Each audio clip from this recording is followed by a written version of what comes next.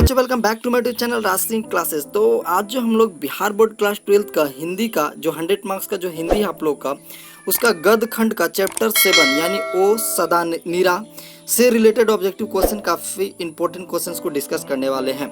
इससे पहले हम लोग चैप्टर 1 से लेकर चैप्टर 6 तक जो है क्वेश्चंस का हम लोग डिस्कस कर चुके हैं और इसका पीडीएफ भी आपका शेयर हो चुका है, सबको मिल गया होगा जो भी इस चैनल से जुड़े हुए हैं।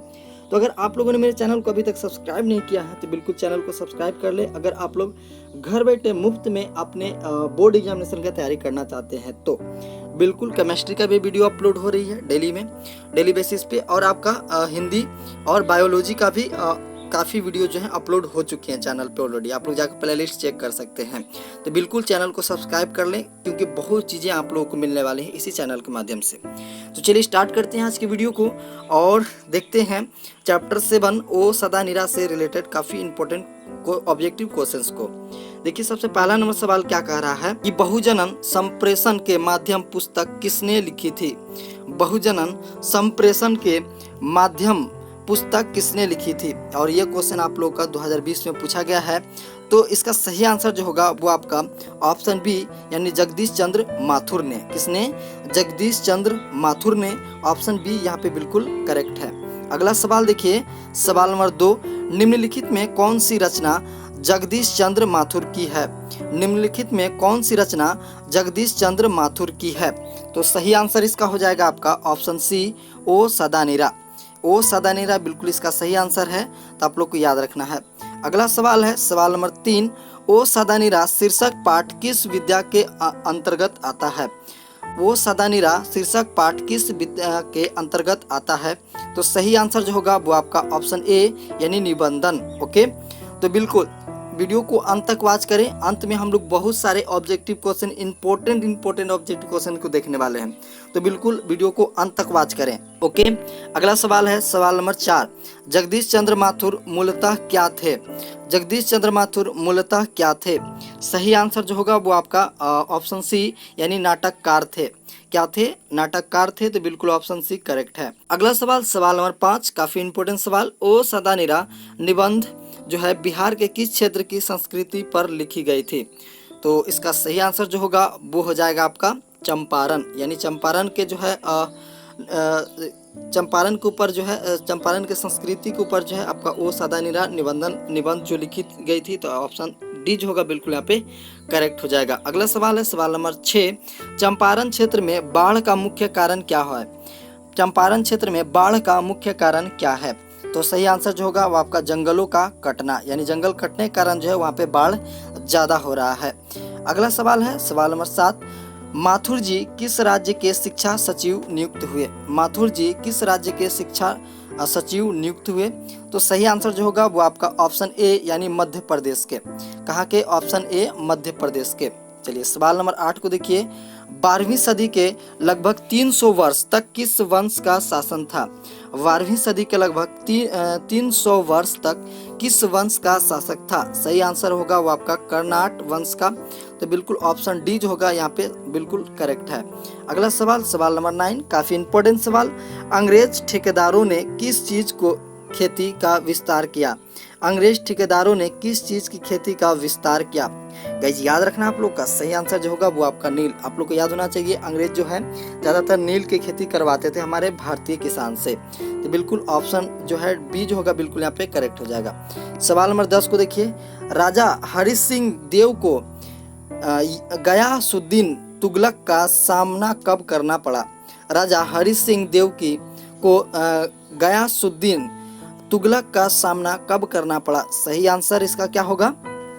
तो सही आंसर जो होगा वो आपका 1325 ईस्वी में। तो ऑप्शन सी बिल्कुल यहाँ पे सही हो जाएगा सवाल नंबर 10 का। ओके, अगला सवाल है सवाल नंबर 11, धांगड़ों की नील की खेती के सिलसिले में कब लाया गया। धांगड़ों को नील की खेती के सिलसिले में कब लाया गया। तो सही आंसर जो होगा वो आपका 18वीं शताब्दी के अंत में। ओके, तो ऑप्शन ए जो होगा बिल्कुल यहाँ पे सही होगा 18वीं शताब्दी के अंत में। अगला सवाल सवाल नंबर 12 है यहाँ पे, पुंडलिक जी कौन थे। पुंडलिक जी कौन थे। सही आंसर होगा इसका आपका ऑप्शन बी शिक्षक थे। कौन थे? शिक्षक थे। तो ऑप्शन बी बिल्कुल यहाँ पे करेक्ट है। अगला सवाल है आपका सवाल नंबर 33, निम्नलिखित में से कौन सा नाटक जगदीश चंद्र माथुर रचित है? निम्नलिखित में से कौन सा नाटक जगदीश चंद्र माथुर रचित है? सही आंसर जो होगा वो आपका ऑप्शन सी यानी कोणार्क। क्या हो जाएगा? कोणार्क बिल्कुल इसका सही आंसर है। अगला सवाल है सवाल नंबर 14, निम्नलिखित में से कौन सी उपाधि माथुर जी को मिली थी? निम्नलिखित में से कौन सी उपाधि माथुर जी को मिली थी? सही आंसर जो होगा वो आपका विद्या वारिधि वारिधि का जो है आपका उपाधि मिली थी। तो यहाँ पे ऑप्शन बी बिल्कुल करेक्ट हो जाएगा। ऑप्शन बी बिल्कुल करेक्ट है, विद्या वारिधि। ओके, अगला सवाल काफी इंपॉर्टेंट सवाल, सवाल नंबर 15, माथुर जी को भितिहरवा पहुंचने पर कौन मिले? माथुर जी को भितिहरवा पहुंचने पर कौन मिले? सही आंसर जो होगा फ्रेंड्स वो हो जाएगा आपका ऑप्शन सी यानी पुंडलिक जी। कौन मिले थे? पुंडलिक जी मिले थे। तो बिल्कुल यहाँ पे ऑप्शन सी करेक्ट हो जाएगा। अगला सवाल देखिएगा, काफी इंपॉर्टेंट सवाल, पुंडलिक जी ने निर्भक्ता किससे सीखी? पुंडलिक जी ने निर्भक्ता किससे सीखी? सही आंसर होगा फ्रेंड्स वो आपका गांधी जी से। तो ऑप्शन बी यहाँ पे क्या हो जाएगा? बिल्कुल करेक्ट हो जाएगा। 17 नंबर सवाल देखिएगा, कर्नाट वंश के राजा हरि सिंह को किसका मुकाबला करना पड़ा? कर्नाट वंश के राजा हरि सिंह को किसका मुकाबला करना पड़ा? सही आंसर जो हो जाएगा फ्रेंड्स वो आपका गयासुद्दीन तुगलक का। किसका? गयासुद्दीन तुगलक का। तो ऑप्शन ए बिल्कुल करेक्ट हो जाएगा। इसी तरह के वीडियोस को देखने के लिए मेरे चैनल को सब्सक्राइब करें, साथ में बेल आइकन को प्रेस करें। और अगर आप चाहते हैं कि घर बैठे मुफ्त में सभी विषयों का ऑब्जेक्टिव क्वेश्चन पीडीएफ के साथ पाएं तो बिल्कुल मेरे चैनल को सब्सक्राइब करना न भूलें।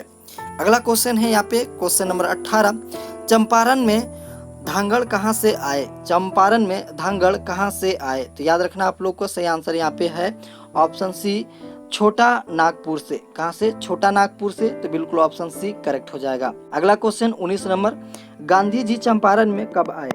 गांधी जी चंपारण में कब आए थे? तो बिल्कुल आप लोग को याद रखना है ऑप्शन डी यहाँ पे करेक्ट है, अप्रैल 1917 में। कब आए थे? अप्रैल 1917 में आए थे। तो बिल्कुल आप लोग को याद रखना है। सवाल नंबर 20 को देखिएगा, तीन कठिया प्रथा का संबंध है। तीन कठिया प्रथा का संबंध है।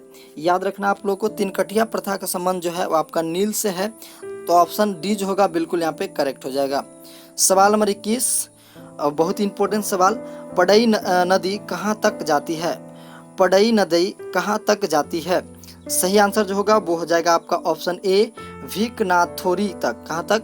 भीकनाथोरी तक जाती है। तो ऑप्शन ए जो होगा बिल्कुल यहाँ पे करेक्ट हो जाएगा। अगला सवाल, सवाल नंबर 22, बराज कहाँ बन रहा था? बराज कहाँ बन रहा था? सही आंसर होगा आपका ऑप्शन डी यानी भैंसा लोटन में। कहाँ पे? भैंसा लोटन में बन रहा था। तो ऑप्शन डी बिल्कुल करेक्ट हो जाएगा। अगला सवाल है सवाल नंबर 23, आम्रपाली यानी अम्बपाली ने तथागत को क्या सौंपा था? आम्रपाली यानी अम्बपाली ने तथागत को क्या सौंपा था? सही आंसर जो होगा वो आपका आम्रवन सौंपा था। तो यानी ऑप्शन बी बिल्कुल यहाँ पे सही होगा, आम्रवन। ओके, अगला सवाल, सवाल नंबर 24, मठ के महंत ने गांधी जी को कहाँ शरण दी थी? मठ के महंत ने गांधी जी को कहाँ शरण दी थी? तो सही आंसर जो होगा वो आपका ऑप्शन डी एक महुए के पेड़ के नीचे। कहाँ दी थी? एक महुए के पेड़ के नीचे दी थी। तो आप लोग का ऑप्शन डी बिल्कुल यहाँ पे करेक्ट हो जाएगा। अगला सवाल काफी इंपॉर्टेंट सवाल 2020 में पूछा गया सवाल है, जगदीश चंद्र माथुर का जन्म हुआ था। जगदीश चंद्र माथुर का जन्म हुआ था। सही आंसर जो हो जाएगा फ्रेंड्स वो हो जाएगा आपका ऑप्शन ए यानी 16 जुलाई 1917 को। कब हुआ था? 16 जुलाई 1917 को। अगला सवाल है सवाल नंबर 26, वैशाली महोत्सव का बीजारोपण किया। वैशाली महोत्सव का बीजारोपण किया। तो सही आंसर जो होगा वो हो जाएगा ऑप्शन बी यानी जगदीश चंद्र माथुर ने। किसने किया था? जगदीश चंद्र माथुर ने किया था। अगला सवाल है सवाल नंबर 27, कौन सी कृति माथुर जी की नहीं है? कौन सी कृति माथुर जी की नहीं है? रेशमी टाई जो है कृति वो आपका माथुर जी की नहीं है। तो ऑप्शन सी बिल्कुल करेक्ट होगा। मेरा बांसुरी, नदी और किनार जो है वो आपका माथुर जी की कृति है। ओके, तो सवाल आप लोग को इस तरह से भी पूछ सकता है, इन तीनों में से जैसे कि मीरा बांसुरी, बंदी और किनार, कोई एक दे देगा और बोलेगा इनमें से कौन सा जो है मेरा माथुर जी की कृति है। यहाँ पे कृति नहीं है पूछ रहा है, लेकिन आपका सवाल इस तरह से भी आ सकता है। तो आप लोग को इस तरह से इन तीनों को याद रखना है कि इन तीनों जो है कृति हैं आप लोग का माथुर जी का। ओके, अगला सवाल देखिए, सवाल नंबर 28, कौन सी प्रकृति माथुर जी की है? कौन सी कृति, देखिए अब यहाँ पे पूछ दिया कौन सी कृति माथुर जी की है। भैया अभी बोल रहे थे और अभी ही पूछ दिया यहाँ पे कि कौन सी कृति माथुर जी की है। और यहाँ पे ऑप्शन दिया है जानवर और जानवर, कहानी नई कहानी, यावर रहेगा याद, भोर का तारा।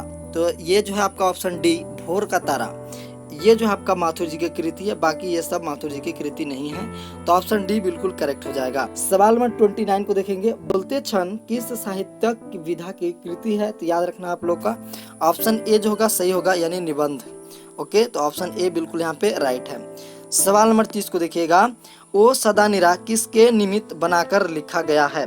वो सदा निरा किसको निमित्त बनाकर लिखा गया है?